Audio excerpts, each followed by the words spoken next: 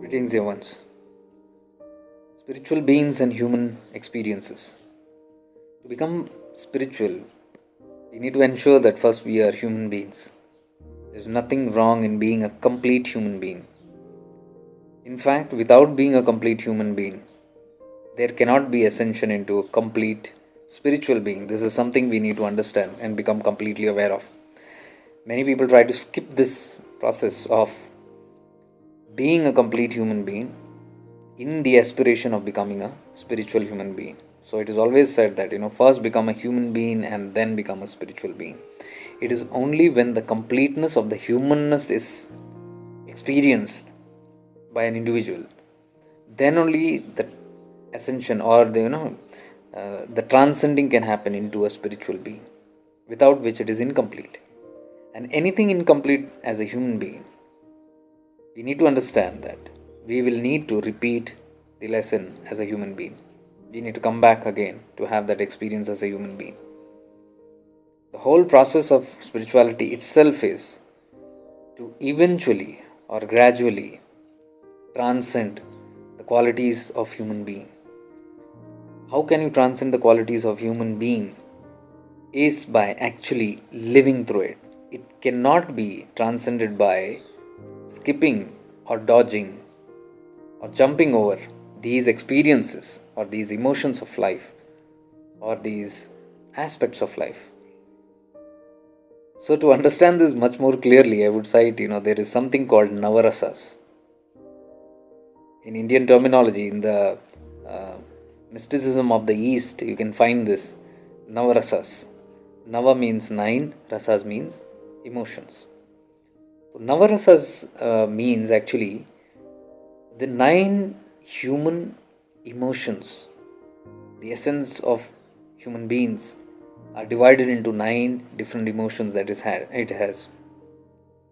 In Nritya Shastra, or the science of dance, in the Eastern philosophies, you can find this expression. Like Bharatanatyam, for example, is a dance form where these Navarasas are completely expressed. You will find a dance performance having all these Navarasas, which makes it complete. This is taken directly from the human experience and the beingness, the human being qualities. So Navarasas, I was just looking into it. It's very interesting because it was always there in my mind. The Navarasas, you have to be in your Navarasas while you are a human being.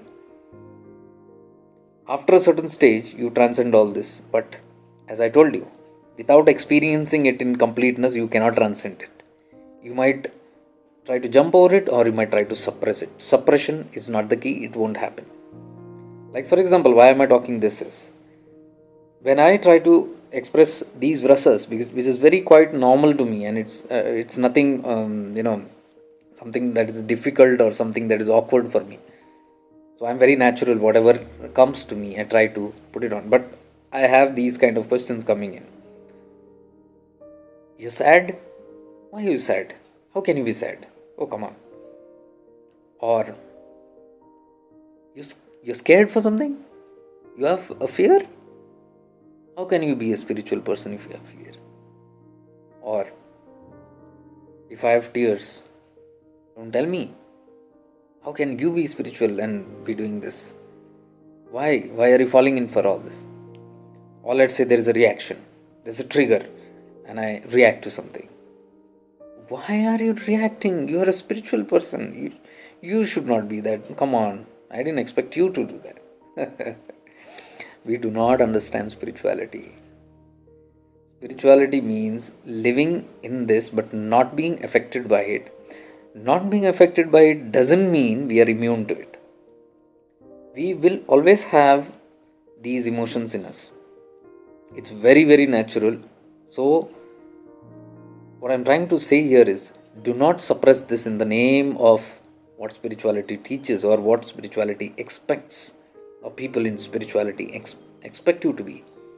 Because if you try to fit in the clothes of someone, or if you try to fit into a box of spirituality, which has its own identification and own set of dogmas and rules and doctrines, You'll get caught up in that. Rather, I would suggest experiment with life with all these details. Where did the Navarasas come from? They have a meaning. It's all there. So it is better to live and understand through that and not worry about the myths of what is going on there. We go in the completeness of this spirituality by understanding it to the core. So Navarasas, for example, I'll tell you these emotions which are there. Because, for example, even laughter. You laugh a lot. Why do you find that so funny? Oh, you are not, stable. Or you dance, enjoy. You dancing? I've had this, I posted a dance. Dancing? What is it to dance like that? That's supposed to be someone in the gross world. Or if I sing songs, you sing songs. What songs are you singing? Film songs? You should be singing bhajans. Oh, come on, I don't answer them, but I understand where are they coming from. I do know what's going on in their mind. Because they are caught up in these masks of spirituality. Because every mask has a different identification and set of rules. They are caught up in that. To experience spirituality is one thing, and to follow what somebody else has given you an idea of spirituality is something else. Because there you are not following spirituality. You are a blind believer of whatever comes in that spiritual terms. I have never fallen for it. I always experiment and do, and what I gain wisdom. These are not just my interactions with wisdom, but I follow the mystics and very closely study how they have been reflecting on all these things, and I imbibe from that. And when I gain something out of it, definitely after gaining only, after that experience only, I share it here. So Navarasas, to go in just the 9 rasas, I'll just go in brief so that you can understand what are these things and how you can relate it with your life. And it's okay, it's normal to have it. Okay. So the human expressions, 9 human expressions. The first rasa is something called Shringara. These are Sanskrit terms, but I'll give you the meanings of that. Shringara means decorating yourself, or it actually symbolizes or stands for love, the romantic love, physical love, or even emotional love, or the love for a higher being, a spiritual love, a devotional love, an unconditional love, conditional love, whatever expressions of love are. This is one of the major, and it is rated as the first. So this expression of love is always there within us. Now when these rasas are not balanced, if it is overdone, there is where the catch is. If it is overdone, then it can lead to something else, and if it is suppressed, it can lead to another set of problems. So as spiritual beings, we are studying the human emotions and stabilizing and being neutral with them. We are not denying anything, or we are not engaging and encouraging it, but we are experiencing it. There's a big difference. What you experience means you might have a gist of it, you go through it, but you are gone over it. You don't sustain yourself or stretch yourself in that particular emotion. That is the catch of a spiritual being in this. That's the main point I would like to underline here. So this Shringara means love, beauty, the decoration. For example, I comb my hair and sit here, or I apply something, for example, or I'm well shaven and all this. This is a part of that process of looking good, feeling good. So this is expressing the love and beauty within us, and seeing the love and beauty within others. When you see love or beauty in others, you express it. You appreciate them for that. You look at a flower, you appreciate. You look at something, a beautiful quality in somebody, you appreciate. That is all related to Shringara. This is a common human emotion that we have, which we must relish completely, to transcend it again. So the second rasa is Hasya. Hasya means humor. Humor can be, the sense of humor that we have, laughter that we have. Usually when I do the postings here, and if I post something funny, I ask why. No, this is not spirituality. This is spirituality, what I'm trying to point. So you can see variety of all these Navarasas on all my pages, my profiles and Instagram accounts, and you'll see all this. And there is no need to feel ashamed about it, okay? Because you know what is this about. So hasya means laughter and the joy that comes out of that laughter. You know, prasanna chit, when you are very happy. Chit means consciousness. Prasanna means happiness, blissfulness. So the joy or blissfulness that comes when your consciousness is in that state is prasanna chit. So you can be happy. Not just in that spiritual terms, prasanna, you need not go into bliss. Simple happiness. You look at a joke or you look at a movie and you are enjoying that movie. You're looking at something funny and you're laughing it over. There is no restrictions about how to laugh, when to laugh, why not to laugh. You feel like laughing, you just laugh. That's how it is. Or the smile, the broad smile, small smile, something. Or a giggling, within you giggle to yourself. This is all that expression of hasya. This helps to, many negative aspects like love, I told you, it helps you counter hatred. The hatred quality which is there, it helps counter that. Like joy and laughter which is there, it will help you relieve your stress. Any negative emotions, it will immediately release. The third one is karuna or compassion. The feeling of compassion triggered by somebody else's pain or sorrow, the feeling of connecting with that person, feeling pity or sympathy or empathy, whatever, all this sympathy, pity, empathy, all are different variations of the same emotion called karuna, compassion. It is due to compassion that you can become a human. You look at a suffering animal, you want to help it. You look at a suffering human being, you want to help it. You look at nature being destroyed, you want to do something for it. That comes from karuna, that comes from compassion. Even when you look at yourself, you have a compassion towards you, only then you can do something for yourself. It's more about interrelativity, like you're doing something for others and also for yourself. It's not just one-sided. All these other also, like hasya I told you, or the first one, shringara that I told you, everything. Beauty of others in shringara you see, beauty of yourself also, you're not denying that. The joy and laughter that you see in others give you happiness. Same, you become happy when you laugh. Same compassion. And even it can be related to the sorrow or the feeling of, the poor thing or something, feeling little helpless due to that. And see dire situations that you see around in the life. Why does this happen? That kind of feeling, normal. You're a human being. Fourth one is Raudra. Raudra means rage or anger or temper, become ekdam like a volcano, reacting, fury that you have, or irritation. The smaller part of that is irritation. You get irritated. And this kind of feeling that can be momentary or it can be a full-fledged. This also is okay because anger tells you that something is wrong somewhere. And for you to correct, either somewhere in your environment or take corrective measures for yourself. Sometimes we do something and we get angered. I'm very angry with myself. So anger is showing you there is something needed to be corrected or something needs rectification. It could be outside. You need anger sometimes, even in spirituality, because you can be taken advantage of otherwise. So that anger keeps you protected because that anger makes you take some action against it. Usually when I respond, for example, I get a trigger, somebody is saying some nonsense or it doesn't relate, or somebody is putting some false message which the crowd is seeing and it is half baked, it's not even in full depth or clarity, and somebody blindly believes it, it triggers me. Or somebody says something which is not true on my work or somebody else's work who's honestly doing, sincerely doing, somebody says something, you get triggered, you get angered. And out of that anger, there is a reaction that happens and you take measures what to do.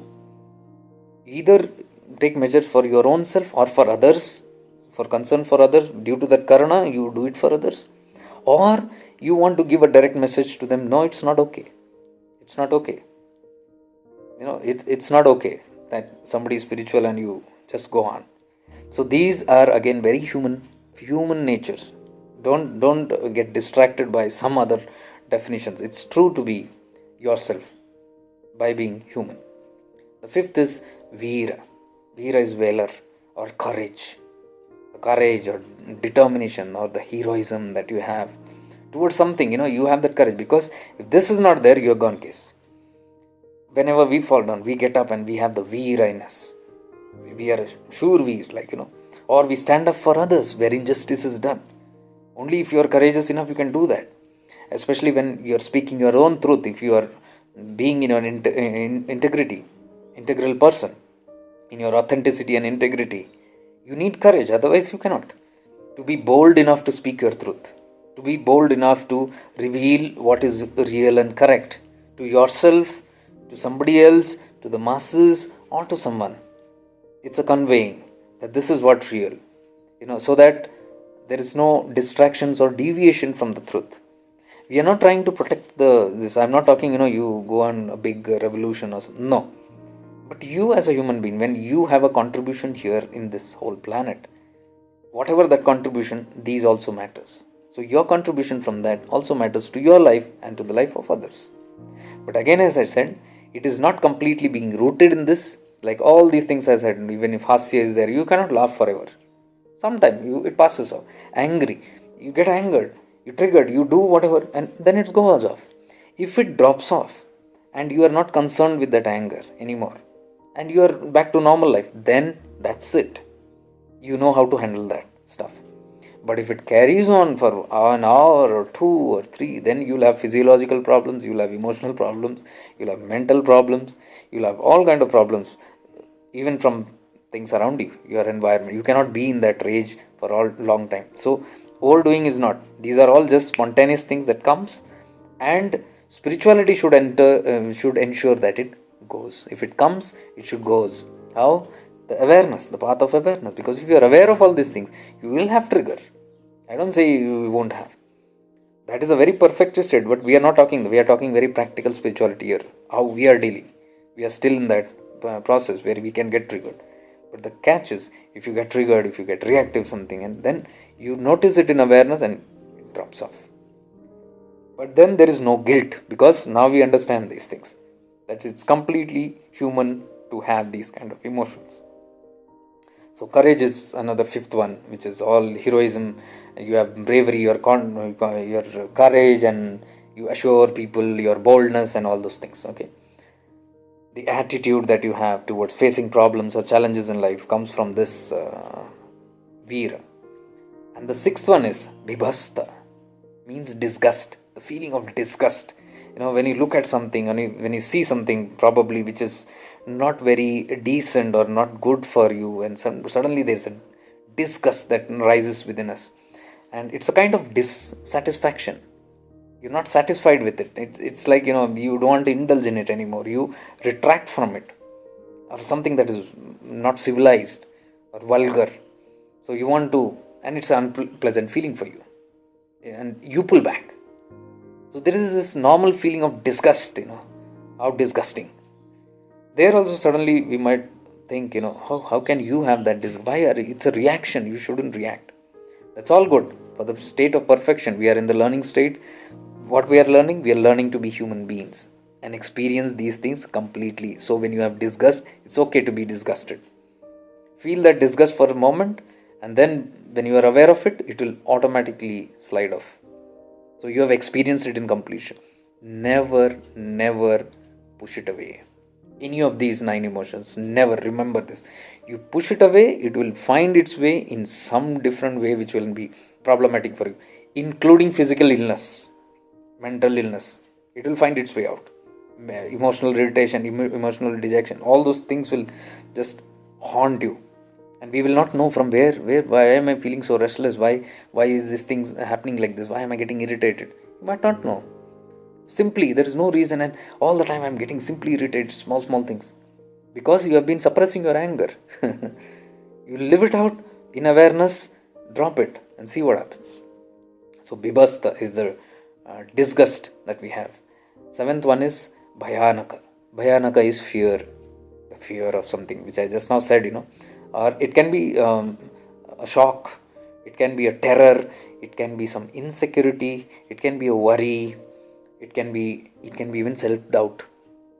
The fear of being harassed or being troubled by my own thoughts or by others or by the environment, the fear of the future, the fear of natural calamities, the fear of what will happen next, the fear of my loved ones, the fear of death. All these things are very normal to be there as a human being. I had made one more video on, especially on this fear, overcoming fears, about rational and irrational fears. You can look into that video in just 2 or 3 days back. I had posted it.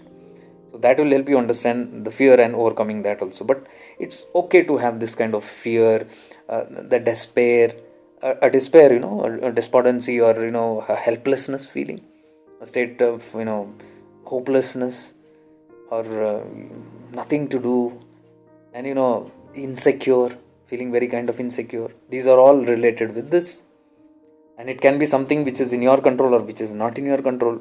You're feared, so it's okay, because that will make you take some preventive measures to do something, to put yourself into action, or something around you in action. All these rectifying measures in the world are done only by fear. Because of fear we protect, because of fear we invent new things which can protect our environments. Like, for example, if you have a lock, the invention of lock came due to the fear of robbery or theft, fear of losing something. So, for example, you have a fear of losing someone. So if you go deep into it, you will know what actions to be taken to overcome that fear, or not to repeat a problem or invite a problem into your life that can create similar kind of situations. See how fear is helpful. 8th is Adbhuta. Adbhuta is wonder, awe that you have, something very surprising, and curiosity and all that, amazement, a wonder, you're wondering about something. I always tell this, have curiosity, because I used to always keep telling a lot of my friends, before I used to chat with them a lot, and I used to always keep telling how these things happened in my life, and for example, the interaction with my master, and how things miraculously happen, and how they know about it, and all those things. I used to often repeat these kind of talks elsewhere. So people who saw me, you have been talking this for 5 years, 6 years. Now you should be used to it. What is the awe in that? Why are you so always like, you won't, I'll talk to something, you won't believe, then this happened. You have told this before also, but where is the awe coming so much? Why are you so surprised when you know these things are in spirituality, this tendency, this understanding of how things can miraculously happen and unusually happen? When you know it, what is the reason to be so awed? I used to tell them, maintain this awe. Don't worry about what the world says. Be every time in awe, because then you become childlike. Look at a child, it's always in wonder. It will look at things, it will explore things, and it's like it's the world to it. That should be our expression. Whenever we look at the world, whenever we look at anything, we should be wonderful, full of wonder. We should be fascinated by something, awed by something, and curious. That curiosity, childlike curiosity, that helps in that enthusiasm. Even I have used this rasa of Adbhuta in many ways. It has helped me in my enthusiasm in my journey. Without enthusiasm, you cannot complete the spiritual journey, mind you.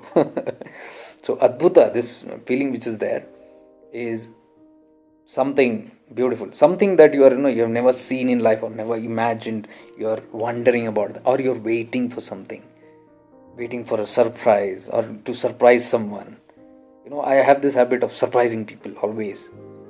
I find different ways to do that, and it gives me immense joy when I surprise them, and to see their surprise and that happiness in that surprise. You must have seen videos on the internet, so many surprise, the military guys are coming back home and they give a surprise to their family, or somebody's, their husband or wife, or the boyfriend, girlfriend, giving a sudden surprise, and see how, or parents bringing adopted animals to kids who are waiting, who didn't even know, who always had this dream of having this dog or a pup, and suddenly they give. Look at the children, how they scream and cry. Look at the people cry, because this Adbhuta, this wonder, gives you all that. See how it is all interconnected. Never suppress it. Be that. Just be that. Completely normal to have this human experience of Adbhuta, wonder.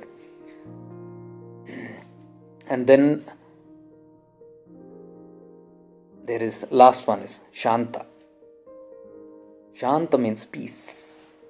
The feeling of peace. This I need not reiterate, because all in spirituality just they say is, you should be peaceful. They exclude all the 8 rasas, and they only focus on, no, you should be peaceful. At any stage, anything happens to you should be peaceful. Even somebody cracks a joke, you should be peaceful. You should not go up or down. And any fear comes, it should be peaceful. Any death or loss of a loved one happens, no, you shouldn't cry, you should be peaceful. Who said that? I mean, human beings will feel. I mean, even there are times when I sit even now and I see something on the internet or some news or something I hear, I cry literally. And there is no hiding. I mean, if I am, I'll just sob it out. But that will be not more than 2 minutes. But it will be deep. It will come like an emotion and go off. But I will not, and push everything inside. That's not right. That's not good for you. Those emotions are coming because you have something within connected to that which is left unresolved. So the moment something you see outside, it triggers that which is inside. So the moment you cry, you're letting it out without pushing it back. So you are helping yourself while living these Navarasas. So I hope this has made things very clear for you, and hope this video helps you. If it helps you, do send me messages. I mean, if you are acting on it, and because people write to me and you said this and we did this and this is how it is, please do write to me. I'll be very happy to listen to your comments and listen to your experiences about this and how it is helping you in life. So with this, I take your leave. Much divine love and light to you. Stay blessed. One more thing is, I won't be doing this Sundays live because tomorrow is Sunday and tomorrow I'm traveling. I'm going to a special place, and so tomorrow I'm whole day in the train probably, and what I'll do is on Monday or Tuesday after reaching in the place, I will let you know. And if it's possible, let us see, we can do it on that. And that live, I'm not sure, I might open it because it might be a good subject where everybody can just pitch in if they like. So tomorrow I'm not doing it. See you on Monday or Tuesday in the live. I'll keep you informed. So stay blessed. Bye.